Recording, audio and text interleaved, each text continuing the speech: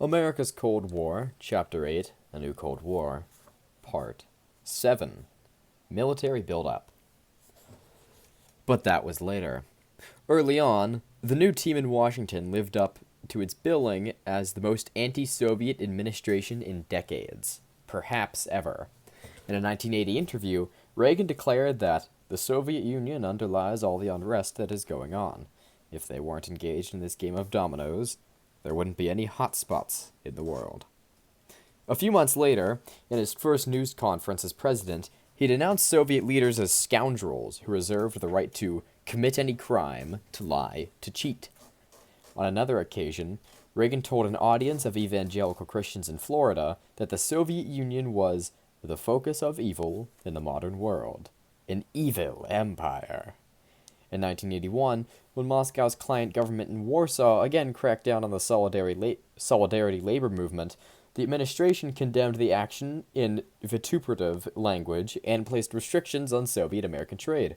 2 years later, Reagan restricted commercial flights to the USSR after a Soviet pilot mistakenly shot down a Korean airliner that had strayed far off course and entered Russian airspace, killing 269 on board. Reagan had campaigned on the need for massive new military spending, and with the Secretary of Defense Caspar Weinberger, he moved quickly to make good on that claim. The two men told military officials, soon after arriving in Washington, "Spend what you need."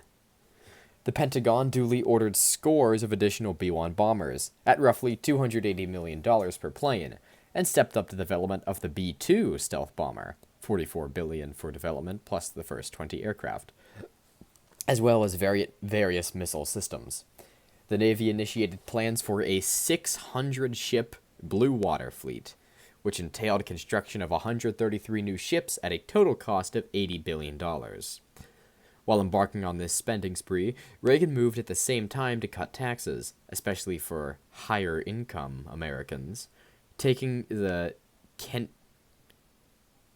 Keynesian logic of previous administrations to a new level.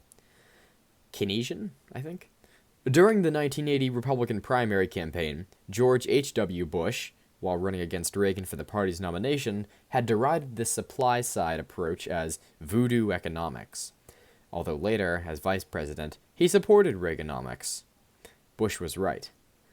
Rather than balancing the nation's books as supply-side, economists somehow claimed Reagan's massive tax cuts and military expenditures would fasten more than $1 trillion of debt on the country, creating a structural fiscal debt that remains to this day.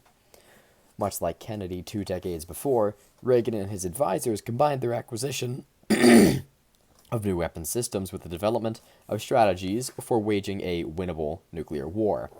The Pentagon commissioned new counterforce cruise and intermediate-range ballistic missiles to be based in Europe, which were designed not to retaliate to a Soviet nuclear attack, but to destroy Red Army forces in a potential nuclear first strike.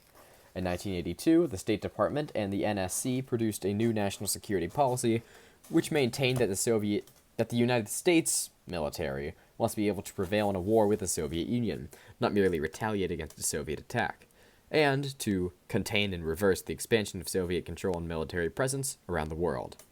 The picture was hard to misinterpret, especially when one added in Reagan's rhetorical denunciations of the evil empire, as well as the claim by the head of America's civil defense program that the public could survive a nuclear war as long as there were enough shovels to bury themselves underground. The United States seemed to be preparing to fight and win a nuclear war. Postures are one thing, actions are another. Like every previous Cold War president, Reagan had no intention of instigating a war against the Soviet Union.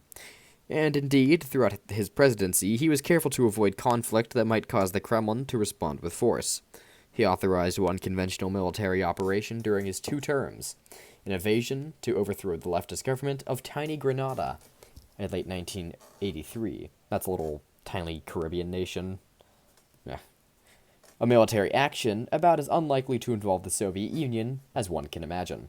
Never did he consider using military force in traditional Cold War hotspots or making a preemptive strike, even if some advisors did. Indeed, The word he used in his memoirs to describe those Pentagon planners who seemed seriously to believe that a nuclear war was winnable was crazy. But neither the aging Soviet leadership nor an alarmed Western public had any way to know this. Throughout the United States and Western Europe, anti-nuclear movements focused on Reagan's incendiary rhetoric and provocative policies, and some senior Politburo members, including General Secretary Yuri Andropov, said they believed the Americans were seriously considering a first nuclear strike. The dangers of a nuclear war were brought home to Americans in 1982 by Jonathan Schell's gripping anti-nuclear treatise, The Fate of the Earth, and in early 1983, the television drama The Day After, which followed the fate of a Kansas community after an all-out nuclear war. Oh, he's going to ask a question about that, the fate of the Earth. Other Americans were becoming alarmed as well. 4 veteran American diplomats, led by George Kennan, published a thoroughgoing critique of the administration's nuclear strategy and demanded that the United States adopt a no-first-use policy instead.